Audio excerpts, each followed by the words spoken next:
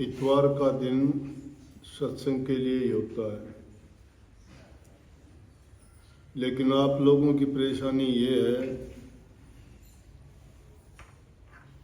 नौकरी पेशा करने वाले लोग तो इतवार को ही आ सकते हैं, और इतवार का दिन हमने बीमारों के लिए नहीं, सत्संग के लिए रखे हुए हैं। वाणी स्वामी जी महाराज की थी, इसमें सभी बात कही। शुरुआत तो किस चीज से की कि सतगुरु आए जगत में, आए जग, दिया जग हिला, जागो रे मेरे प्यारे जागो। जागने और सोने में बड़ा अंतर है। आदमी जागता हुआ भी सोता है। जागने का मतलब चेतन हो जाना। आदमी को सब ज्ञान होता है उस वक्त में। सोए हुए आदमी को पता ही नहीं होता क्या हो रहा है क्या नहीं हो रहा। इंसान होके जिस काम के लिए आए थे वो काम भुला दिया, इसलिए हम सो ही गए। काम क्या था? प्रभु की भक्ति करने का था। भक्ति क्यों करें? कि इस जीव को बहुत भारी दुख है जन्म मरण का। ये बार बार जन्म लेता है, मरता है, लेकिन इसको याद नहीं रहता। गर्भ में होता है तो ये कबूलता है इस चीज को, जब तक इसको याद बनी रहती है कि इसने क्या क्या पिछले जन्म में दुख भोगे हैं और अब इंसान का चोला किस लिए मिला है। तो वाणी में समझाया गया है कि अपने जो भूल भरम की नींद है उसको त्याग के, और इंसान ये समझ ले जाग जाए।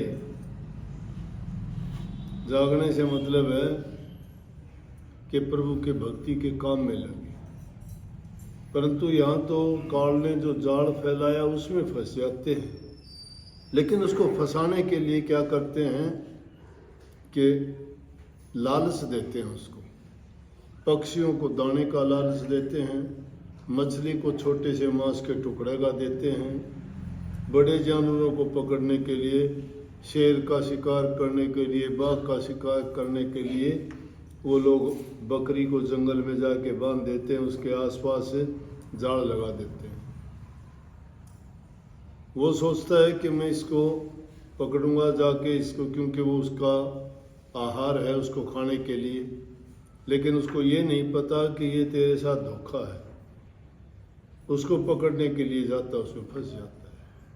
पक्षी चोगा चुगने के लिए जाता है, उसमें फंस जाता है। इस जीव को फंसाने के लिए काल ने भी जाल रच दिए,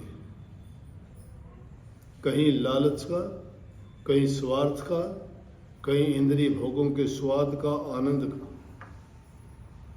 और ये जीव उस चीज को छोड़ के उस पक्षी की तरह खींचा चला जाता है कि मेरे लिए चोगा बड़ा सुलभ मिल गया, ढूंढने की जरूरत नहीं है।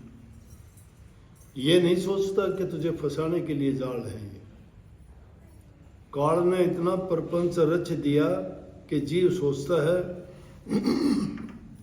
कि हाँ सब मेरे लिए है, मेरा सुख के लिए, मेरे आराम के लिए, मेरे स्वाद के लिए, मेरे आनंद के लिए। और जिंदगी को पाके बड़ा खुश रहता है कि देखो मुझे सब आनंद भोग पदार्थ प्राप्त है। परंतु ये नहीं सोचता कि जिन चीजों को तुम पाके आनंद और खुशी लेना चाहता है वो बाद में दुख में बदलेंगे। इसका परिणाम बहुत बुरा होगा। फिर 84 में जकड़े जाओगे। लेकिन भूल हम नहीं देखते। शराब पीते हैं, दूसरे नशे करते हैं लोग, सुल्फा, गांजा, भांग, अफीम, चरस बर्बाद होते हुए देखते हैं। नौजवान बच्चों को बुरी लत पड़ जाती है। घर वाले आते हैं बेचारे कि सब कुछ बर्बाद कर दिया। अरे सबसे कीमती तो इंसान का जीवन है। आदमी का धन गया, कुछ नहीं गया, लेकिन इंसान का स्वास्थ्य चला गया, सब कुछ गया। क्या करेगा? जिस इंसान का स्वास्थ्य सही नहीं है वो क्या करेगा? रोग लग गई, बीमारी लग गई, कोई बुरी आदत लग गई, उसका गुलाम बन जाता है, उसको कुछ नहीं चाहिए। जवान उम्र में चेहरे खिले हुए होने चाहिए इस फूल की तरह से, लेकिन जवान जवान बच्चों के मुरझाए हुए चेहरे देखोगे, टाइम से पहले मृत्यु हो जाती है। उनको किसी चीज का शौक नहीं, ना पढ़ाई का, ना लिखाई का, ना रोजगार का, ना कोई और कोई चीज अपने जीवन को ऊंचा उठाने का नहीं, क्योंकि वो आदत उनको ऐसा कब्जा लेती है कि उनकी बुद्धि को खराब कर देती है। कोई ज्ञान विवेक समझ बूझ नहीं रहती उसको। वो सोचता है मैं जो करता हूँ वो सही है, और जब उसको चीज़ नहीं मिलती उसके लिए गिड़गिड़ाता है, लोगों के पैर पकड़ता है, अपनी चीज़ों को गिरवी रख देता है, लेकिन वो चाहिए उसको, क्योंकि उसके अंदर, शरीर के अंदर उसने ऐसी कीड़े पैदा कर लिए हैं जो उसी चीज़ को चाहते हैं, बर्बाद हो जाता है। किस चीज़ से हुआ? काल के जाड़ के कारण। इसलिए सतगुरु आके हेला दे के कहते हैं जागो रे मेरे प्यारे जागो। मेरे प्यारे क्यों कहा? कि तुम भी उसी घर से आए हो, परमात्मा के घर से, और मैं भी उनका हुक्म लेके तुम्हें सुझाने के लिए, जगाने के लिए, चेताने के लिए, समझाने के लिए, और तुम्हें तुम्हारा असलियत से अवगत कराने के लिए आया हूं। तो सतगुरु जीव को जगाने के लिए आते हैं। क्या कहा? कि काल शिकारी मग में ठाडा, भागो रे मेरे प्यारे भागो। जब भी इन चीज़ों को, ऐसियों को देखते हो जो तुम्हें लालच में, तुम्हें किसी भी चीज़ में फंसाने वाली है, उसको देख के सोच लो काल का जाड़, भागो, दूर भाग जाओ उससे, नहीं तो फंसा लेगा, जकड़ लेगा। मान मनी तज गुरु चरणन में, लागो रे मेरे प्यारे लागो। मान मनी, मान मनी के अभिमान, अहंकार, ईगो, कि मैं ही सब कुछ हूँ, मेरे बराबर कोई नहीं। किसी को धन का गरूर, किसी को जवानी का गरूर, किसी को ज्ञान का गरूर, किसी को पढ़ाई का गरूर, किसी को ऊंचे खानदान का गरूर। गरूर कितने दिन के लिए गरूर है? किस चीज़ का है? धन संपत्ति है, डाका पड़ जाएगा, कोई आग लग जाएगी, खत्म सारा सब कुछ, भिखमंगे हो जाओ। शरीर का, ताकत का, बल का गरूर करते हो, रोग बीमारी लग जाएगी, लकवा लग जाएगा, हाथ लटकता रहेगा, कहीं पांव लटकता रहेगा, क्या होगा? क्या जिंदगी रह जाएगी? किसी कर्म के नहीं रहोगे, पानी का गिलास उठाने लायक नहीं, दूसरे लोग उठा के लेके जाएंगे। कितने दिन का रहा गरूर? कितने दिन के लिए रहता है? इसलिए कहा कि मान मनी, धन का भी ना करो और किसी चीज का अभिमान, किसी भी चीज का ना करो। परमात्मा का शुक्र करो कि उसने इतना सुंदर शरीर दिया है, उसको पाके नेक काम करो। नेक काम करके भी ना सोचो, ये भी गरूर ना करो मैंने कर दिया, नहीं। कह दो कि वो मालिक की कृपा से कुछ हो गया सो हो गया। क्या हम करने लायक हैं? क्या हम कर सकते हैं? हम तो अज्ञानी हैं, नादान हैं, कम बुद्धि हैं, दुर्बुद्धि हैं, मूर्ख हैं, ना समझ हैं। इतना ज्ञान समझ हमें कहाँ कि हम नेक काम कर सकें। नेकी के रास्ते पे चल के नेक कर्म जो इंसान करता है वो कभी संसार से विदा नहीं होता, अमर हो जाता है। गांधी जी ने नेक काम किए, अमर हैं। बापू कहते हैं, आज भी याद करते बापू। बापू कौन? गांधी। नेक काम समाज के लिए कल्याण का काम करे, बड़े बड़े जिन्होंने अपने देश के लिए मरते, देश के सम्मान के लिए, इज्जत के लिए अपनी जान कुर्बान कर दी, वो आज भी अमर है। भगत सिंह का नाम लेते हो, सुभाष चंद्र का नाम लेते हो, लाल बहादुर शास्त्री का नाम लेते हो, और कितने, लाला लाजपत राय का नाम लेते हो। उन लोगों ने देश के लिए कुर्बानी दी, नेक काम करते हुए प्राण गए उनके। वो सदा के लिए अमर होगा। नहीं तो शरीर 5 तत्व का पुतला है, एक दिन खत्म हो जाना है। जाना है इसको, तो मिट्टी में मिल जाना है, मिट्टी का बना है। नेक कर्म करोगे याद किए जाएंगे। 2 दिन का जीवन है, मरोगे मर जाओगे, कोई न लेगा नाम। बस्ता उजड़ कर चले जा, बसाओगे नया गांव। बसते होगे छोड़ जाओगे और कहीं जाके डेरे लगेंगे। क्या पता किस योनि में जा पड़ोगे। कितनी कितनी गंदी योनियां हैं, कैसे जीवन बीतेगा गुजरेगा। अगर अच्छे करते देखते नहीं, जिनके पास सब कुछ होते हैं, घमंड में आके अभिमान में आके गलत काम कर बैठे हैं, सब कुछ बर्बाद। औरों के नाम तो छोड़िए, बड़े से बड़े नाम ले लो, रावण का नाम ले लो, 4 वेदों का ज्ञाता, टीकाकार, प्रकांड पंडित, कितना तप किया, देवताओं तक को काबू कर लिया। इंद्र उसके घर में, उसकी नगरी में, लंका में, इंद्र कहने से बारिश करता है, पवन देवता कहने से हवा चलाता है, विश्वकर्मा उसके कहने से महल बना देता है। रावण ने फूंक के राख बना दिया, ढेर बना दिया लंका का। और उसी टाइम विश्वकर्मा को बुला के रावण ने हुक्म दिया कि वैसी लंका तैयार कर दे। अगले ही दिन वैसी लंका विश्वकर्मा ने तैयार कर दी। इतना बल, इतनी ताकत, इतना तप, इतना धन, 1 लाख पुत्र, 1.25 लाख नाती, ता रावण घर दिया ना बाती। उसके घर में दीपक जलाने वाला नहीं रहेगा।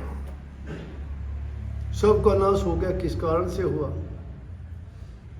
अभिमान के कारण। 20 भुजा 10 शीश थे उसके। सोने की लंका थी, मिट्टी में मिला दिया सारा का सारा। किस चीज ने मिला? अहंकार ने मिला दिया। इसलिए कई मान मनी तज गुरु चरणन में लागो रे मेरे प्यारे लागो। गुरु के चरण में लग जाओगे ना, गुरु के चरण में लगने के बाद में गुरु तुम्हें वो शिक्षा देगा जिसके कारण तुम्हें समझ आएगी कि 2 दिन के जीवन में ये मान, अभिमान, ये अहंकार, ये क्रोध, ये लालच, ये स्वार्थ, ये दुनियादारी के पदार्थ, ये चीजें आपके कोई काम नहीं आएंगी। इनको छोड़ के चले जाओ। जब ये कोई भी काम आने वाली चीज नहीं है, फिर इनके पीछे क्यों भागते हो? मेरे से अच्छी बात उनके पास नहीं है, मेरे से सुन लो। उनको फिर देख लेना, रोजाना देखते हो। आदमी है वो भी, कुछ नहीं लेके आए। मुझे भी पता आए हैं, लेकिन मैं बोलता जा रहा हूं। मैं बोल रहा हूं, तुम्हें सुना क्या?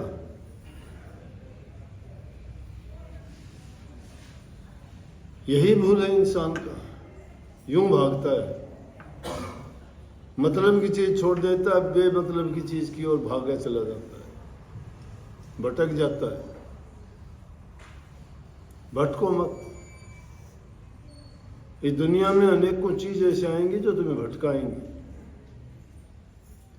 उस भटकाव से बचना है और गुरु के वचन को, गुरु की आज्ञा को मान के उसमें चलोगे तो तुम्हारा जीवन सफल हो जाएगा। ये है गुरु का जगाना।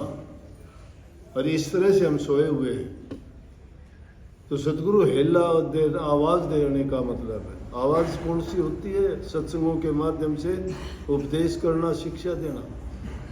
ये आपसी वाद विवाद त्याग के, घरों के लड़ाई झगड़े त्याग के, जबान से मंदा बोलना, किसी को बुरा बोलना बहुत बुरा है। अगर जबान से कुछ कर सकते हो तो मीठा बोलो। मीठा बोलने वाला दूसरों को भी अपना बना लेता है, बुरा बोलने वाला मित्र को भी दुश्मन बना देता है। अच्छे लोगों की संगति करोगे, अच्छे बन जाओगे। बुरों की संगति करने से इंसान के विचार ख्यालात बिगड़ जाते हैं, जो उसके जीवन को बर्बाद कर देते हैं। नेक इंसानों का संग करो, नेकी किया करो, भलाई के काम करो, बूढ़े बुजुर्ग, माँ बाप, सास ससुर, उनकी सेवा करो, इज्जत करो, दीन गरीब दुखी की मदद करो। इससे बढ़ के कोई धर्म नहीं है दुनिया में। और जो इन बातों को मान के इन बातों पर चलता है, वो इंसान कभी दुखी नहीं होता। उसको परमात्मा की तरफ से आशीर्वाद मिलता है। वो कहता है मेरी संतान को जो खुश रखता है मैं उससे खुश हूँ। परमात्मा की संतान हम सब हैं। आपस में तुम एक दूसरे का विरोध करते हो, थोड़े से जीवन के कारण किसी से झगड़ा, किसी से लड़ाई, क्या मिलेगा? तुम्हारा दिमाग खराब, अगले की खराबी, दुनिया की हंसी तमाशा बन जाओगे। न तुम्हारे हाथ पल्ले कुछ, ना और कुछ। रोते रोते आए थे, रोते रोते जिंदगी फिर गुजार दोगे। इसलिए आदमी को थोड़ा संयम और धैर्य रख के देखना चाहिए। अगर तुम धैर्य रखोगे सारा का सारा अच्छा हो जाएगा वक्त आने में। जल्दबाजी ना करो। कोई भी काम करना हो तो उसके बारे में अगर है बुरा काम है सोचो, 2 बार सोचो, 4 बार सोचो, उसके बाद करो। लेकिन नेक काम करना हो तो देर ना करो, क्योंकि मन है ये पता नहीं कब बहका देगा। नेक काम करते हुए देर ना करो, बुरा काम करते हुए 1000 बार सोचो, बच जाओगे।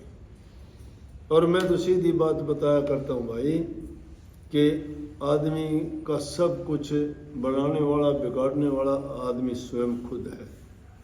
खुद अच्छा बर्ताव करोगे तुम्हारे साथ अच्छा बर्ताव होगा, तुम बुरा करोगे तुम्हारा अपना आप बुरा होगा। लेख लिखने वाले के पास कोई कलम दवात शाही नहीं है, फिर भी वो सबके लेख लिखता रहता है। एक एक पल का सब लेखा है उसके पास, सबका हिसाब, सबका, किसी के हिसाब में इतनी भी चूक नहीं होने देता। इसीलिए उसको जगतपति कहते हैं, दुनिया का मालिक। छोटे से कीट पतंगे से लेकर बड़े से बड़े सब जीव का हिसाब उसका अपने लेखे में है। और जो जैसा कर्म करता है वैसा ही फल उसको भुगतवा देता है। वो किसी को नहीं कहता तुम अच्छा कर या बुरा कर। लेकिन हाँ, संत सतगुरु की महिमा, गुरु की महिमा इसलिए गाई है कि गुरु कहता है तुम्हें ये ना करो, ये गलत है, ये बुरा है।